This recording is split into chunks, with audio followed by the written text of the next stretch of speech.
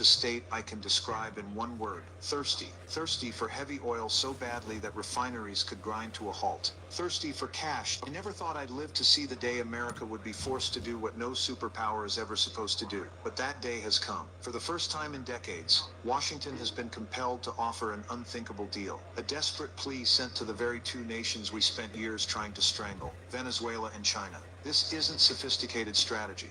This is the signal of an empire running out of breath. The American economy has reached a state I can describe: thirsty. Thirsty for heavy oil so badly that refineries could grind to a halt. Thirsty for cash to the point the government has to beg someone, anyone, buy its bonds just to keep the lights on. And the painful irony is this: the two countries we punished the hardest are now the two countries we need the most. But to grasp how seismic this shock really is, we have to look at the foundations slowly sinking beneath our feet. For 80 years, America rested on two absolute pillars of power: the petrodollar and U.S. treasuries. They were the tools of hegemony that let us spend without limit, sanction anyone we wanted, and still remain the center of the global economy. But do you know what the real irony is? The very instruments that built the empire are now becoming the noose tightening around its neck. The moment Washington froze Russia's sovereign assets in 2022 was the moment global trust in the dollar shattered. The world instantly understood something we had tried to ignore: this currency is not neutral. It is a weapon, and anyone could be next. That wasn't the action of a confident superpower. That was the action of a desperate empire that didn't realize it was destroying the foundation of power it had enjoyed for nearly a century. How exactly did America, by its own hand, maneuver itself into the position of having to beg the very people it once tried to crush? To understand why the Venezuela deal represents Washington's most humiliating U-turn in decades, we have to remember how America treated Caracas. For years, the goal wasn't to negotiate with Nicolas Maduro, it was to topple him. We seized Venezuela's overseas assets, froze their national accounts, embargoed their entire oil industry, the only lifeline their economy had, and even put a $15 million bounty on Maduro's head like he was a Wild West outlaw. Back then, policymakers genuinely believed Venezuela would collapse quickly, Maduro's government would fall, and America would regain control of the world's largest oil reserves. What they never saw coming was the backlash. Think about it: if you're banned, strangled, isolated, and forbidden from selling your oil in dollars, what do? Venezuela did the only thing it could: it turned to the rest of the world. They started selling oil in yuan to China, in rupees to India, and in USDT, a digital currency Washington can barely control. These transactions happened quietly for years, and then one day Venezuela became what I call the world's first real-life laboratory for a non-dollar oil market. A sanctioned nation proved to everyone that the petrodollar order isn't sacred. It only exists until someone dares to break it. But that's only half the story. The other half, the part that forced Washington to reverse course, is sitting right inside America's own refineries. Yes, the U.S. has plenty of oil, but it's light crude. Meanwhile, most refineries along the Gulf Coast, built half a century ago, were designed to process heavy crude. And guess where the heavy crude those refineries need comes from? Venezuela. Without heavy oil, U.S. refineries can't produce enough diesel. And without diesel, the entire American supply chain, from trucks, trains, refrigerated warehouses, agriculture, to container shipping, slows down, clogs up, and eventually collapses in a domino effect. All because of one type of oil America doesn't have, but Venezuela has in abundance. When Washington's energy advisors finally realized this, they understood America had no choice left except to do the previously unthinkable: offer Maduro a soft deal. And that's when the unthinkable deal was born. The U.S. started peeling back layers of sanctions. They issued licenses for Chevron to return to Venezuelan fields. They sent secret delegations to Caracas. They offered debt relief, reopened shipping routes, and even discussed the production increases America wanted Venezuela to deliver. In diplomatic language, this is called constructive dialogue. This isn't diplomacy. Diplomacy is when both sides have options. This isn't a deal. A deal is when both sides have leverage. What's happening is the naked truth of power politics, a superpower de-escalating to survive. And what makes it humiliating isn't that America is shaking hands with Maduro, it's that America is forced to do it because its own economic structure backed it into a corner. While Venezuela, the country Washington once dismissed as a failed state, now holds part of America's energy future in its hands. If the Venezuela story exposes the fragility of America's energy system, the China story exposes something even more dangerous. dangerous. America can't finance itself anymore. Over the next 12 months, the US government needs to borrow roughly $3 trillion just to keep minimal services running. Pay federal workers, fund the military, cover social programs, and keep the lights on in government buildings. But the critical question is, who is going to lend America that kind of money? The traditional biggest buyer, Japan, is dumping US bonds to save the yen. You have to understand the context. The yen is at its weakest level in decades, and to defend it, Tokyo has to bring money home. There's no spare cash to keep buying American debt. Europe, they're struggling with recession, energy crises, high interest rates, and stretched budgets. Nobody in Brussels or Berlin can afford to take on someone else's debt. American banks, they're drowning in unrealized losses from the steepest rate hike cycle in 40 years. Those losses are so large that buying significant new treasuries would blow up their balance sheets. So who is left with both the money and the scale to absorb a $3 trillion debt issuance? Only one country remains: China. And here lies the excruciating paradox America faces. In public, Washington keeps talking about de-risking from China. They threaten 60% tariffs on Chinese goods. They beef up military deployments across the Indo-Pacific, talk about the risk of war over Taiwan, and label China the #1 strategic threat. That's what they say on camera. Behind closed doors, the conversation is completely different. It's not Washington barking orders at Beijing. It's the US Treasury quietly opening back channels and saying the words no superpower ever wants to say. Please don't sell our bonds. Please buy more to help us out. I know it sounds unbelievable, but this is the reality of power politics. Every nation, even a superpower, has moments when structure forces it to its knees. And right now, the entity holding America's financial fate is China. To grasp how dangerous this is, imagine the following. If China decided to dump even a modest portion of the hundreds of billions in treasuries it holds, it would be like yanking the main cable anchoring the entire U.S. financial system. That single move would send U.S. interest rates exploding upward. A sudden spike in rates would trigger a collapse. Stock markets plunge, consumer borrowing costs skyrocket, and the entire U.S. economy would suffer a shock bigger than any recession in decades. That is the power China wields, not through its military, not through missiles, but through being the last buyer big enough to rescue the American financial system. And for the ultimate historical irony, for years Washington described China as the rival we must contain, encircle, and curtail influence. Yet today we cannot fund the federal budget without money from that very rival. America put itself in this position through endless deficit spending and arrogance in weaponizing sanctions. When you use your currency as a weapon for too long, the world eventually figures out how to live without it. And when that happens, you end up begging the people you once threatened. That is the current reality, and the reason the China deal is the hardest pill Washington has had to swallow in decades. A superpower can flex military muscle, slap tariffs on rivals, talk about war and deterrence. But there is one thing a superpower can never afford to do: threaten the person holding the keys to its vault. When you look at the full picture, remember something I've been saying for years studying international relations. Great powers don't collapse because they lose on the battlefield. They collapse when the structure of power turns against them. And that is exactly what is happening to the United States right now. It's not China or Venezuela defeating America. It's the very system America built and abused, now biting the pillars of its own power. The first pillar is the petrodollar, the foundation of global finance for half a century. Starting in the 1970s, America secured the legendary deal. Oil, the planet's most critical energy source, would be priced and traded in US dollars. That forced the entire world to hoard dollars, buy US treasuries, and accept America's financial dominance as irreplaceable. But every order lasts only until someone dares to break it. And Venezuela was that someone. By selling oil to China in yuan, to India in rupees, and to private buyers in USDT, they proved what many countries suspected but were afraid to test: oil can be sold without dollars. A sanctioned, strangled nation dismissed as irrelevant became the first real proof that the petrodollar is not a law of nature.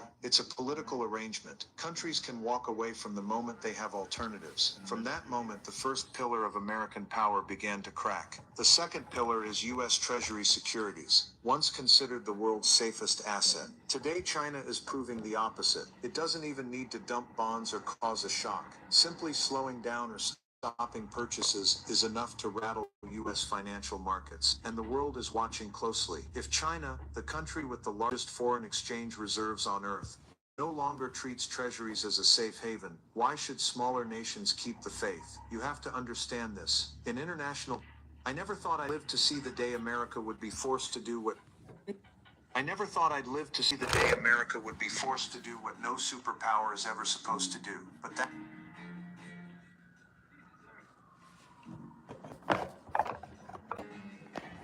You need to go check him out. Check this man out on TikTok. He talking. Check him out.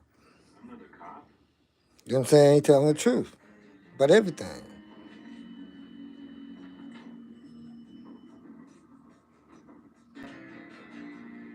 Just like what happened in North Carolina in the 1800s.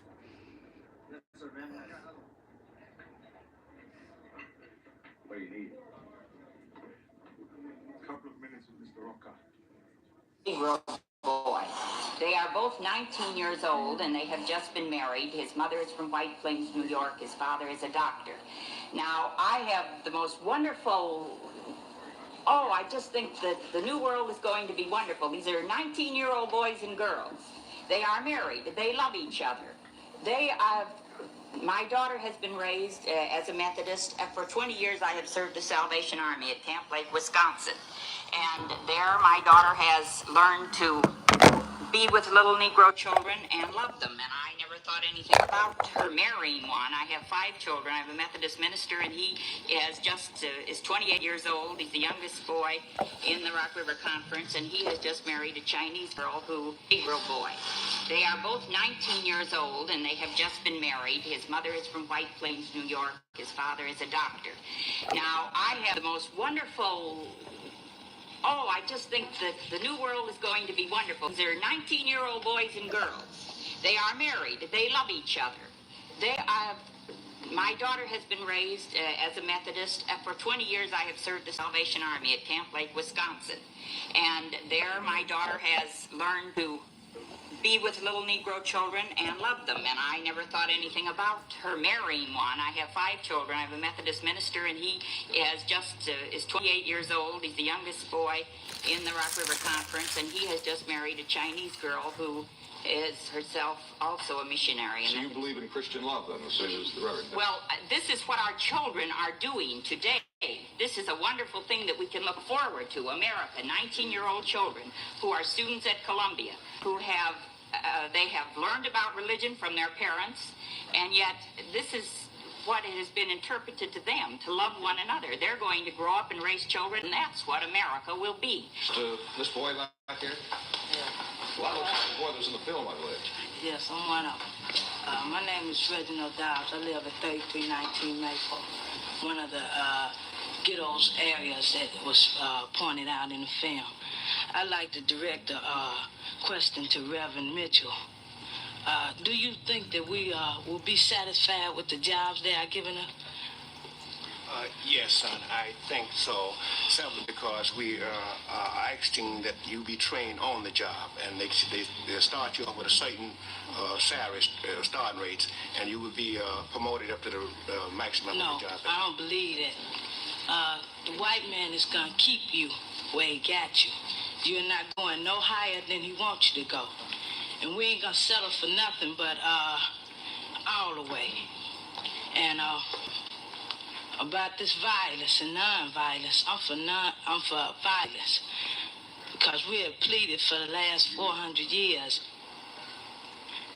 What would you say to a boy like that? Because this happens to be, coincidentally, the young man in the group that Mr. Meek said you did not speak for. How would you talk to a young boy like that? Well, I would say I would definitely have to use the Bible, Mr. Duncan. No, I don't hear that. Well, my own way. I ain't no Uncle Tom.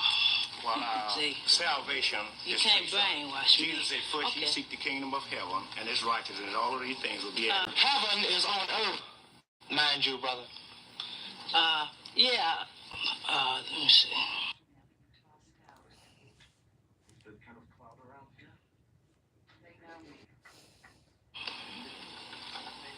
How about the other lab? Where you gonna go when we start revolution? Whose side are you gonna be on? Are you still gonna be on your knees begging for us jobs? I will, as Mr. Meek said, he wouldn't die standing on his feet rather than die on his knees. I will die standing up for God. regardless of any circumstance. Okay. Have God ever told you to let this white man rule you like he is? Well, young man, you first must be born again. God is a No, I spirit. ain't born again. I ain't got to be born again. See, I was born in a new generation. You could your mother could have brainwashed you, but can't nobody brainwash me. I'm ready. It's gonna take young boys like us to win the revolution. The white peoples realize today that they was wrong for enslaving the Negro. But you cannot the great mass. May I finish? I'll wait. Why, if you so militant and so intelligent, why don't you keep your mouth shut? I'll tell you why, Mr. Mitchell, because I'm sick and tired of you standing up there on a television camera, a black man with a white heart and a white face. You're a black Anglo-Saxon, you're a disgrace to the race to stand up on a white man loving you. Ask Medgar Evers' wife. Ask the parents of the 3 civil rights workers in Mississippi. Ask Jimmy Lee Jackson's mother. Understand? Ask Grace Louise of 5 children who was shot in the head because he's riding with a black boy in the car. You stand there and talk like an unmitigated fool. I thought you were more intelligent. I'm intelligent enough, but I don't want to listen to your dribble. May I finish, young man question? Son, I'm sure that the great mass of the white people realizes that they was wrong for enslaving the Negro. Let's get this lady back here. My name is Jean Williams, and I'm a civil rights warrior. What has kept Chicago from erupting has been the open suppression and Gestapo-like tactics that the Chicago policemen have initiated in the black neighborhoods. Wherever there are 5 or more Negroes congregated, they move in, they break up those groups. I know what I'm talking about. They break up those groups and they shuttle everybody off to jail. Now, sooner or later, there are going to be enough families deprived of their breadwinners and their loved ones that Chicago isn't going to be cool, regardless of how much praying Reverend Mitchell does. We have a Chicago police official here, Chicago police commander, to respond to the charge about police repression in Chicago this summer. Is there an official of the Chicago Police Department who could answer that? Sorry, I'm here as an observer, not to give comment. You're not to give comment, sir. I see. Well, let him make his one statement. That's all right. Fine. Go ahead, son. As I was going back to see, he pointed out for me that I could go back when I want to. Go back to where? Huh? Because you weren't free, you can go anywhere you like. Go anywhere Sir, you could you want. stand up? We can't hear you. Could you stand up over there by the mic? You mean to Africa? Do you mean to Africa? Do you mean to Africa? We are not Africans no more. You raped our great-grandmothers and stuff and changed us. Excuse me. We are not... okay, let me finish. And gave us a name as a Negro. I am not a Negro. A Negro is a person with a slave at the man. I just want to tell you that. And don't say nothing else to me. Sir, did you want to say something, miss? Okay, this lady back here, please.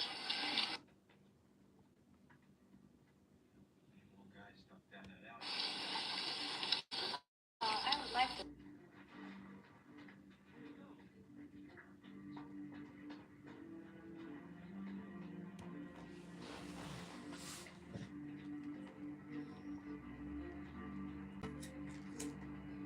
Direct my mic. Your name, please.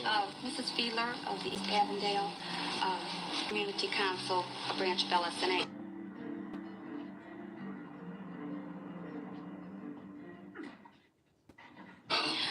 Mr. Meek, I recognized much of your film. Is this the 3100?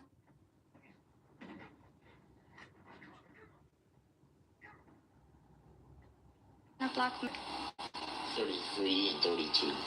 Fine. 32 was where I was raised. Looks quite familiar as it did when I lived there. Marshall School still looks the same also.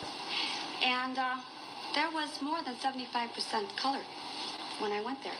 You know, we got along great. All of us got along together very well. I recall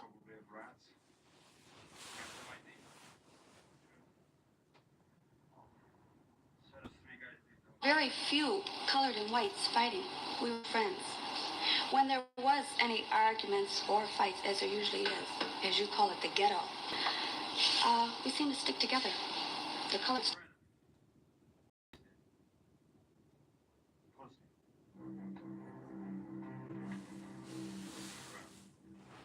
stuck up for the white and the white stuck up for the colors. Well, good to have a time like I have, because that's the Uncle Tom. Well, what is your point? No, ma'am? we- Renting a part of the world. Something happened last night. Got me thinking. I get into a spot where a cop is shooting me. And he had oil to handle it. 3 backbusters jumped me. I have a feeling that Max Keller had something. Feel that the I arose Yes. from this neighborhood. I lived in the slums. I'm not ashamed of it. You know, nobody helped me get where I'm at. I scrub floors. I scrub floors. It doesn't make any difference.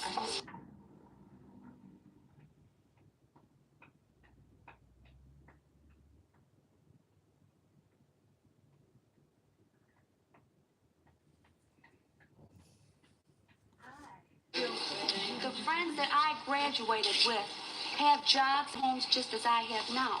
And they were colored. And they had a chance. They sat right next to me in class. The teacher listened to them just like she listened to me. And it was that same house that you showed me on that film. So then,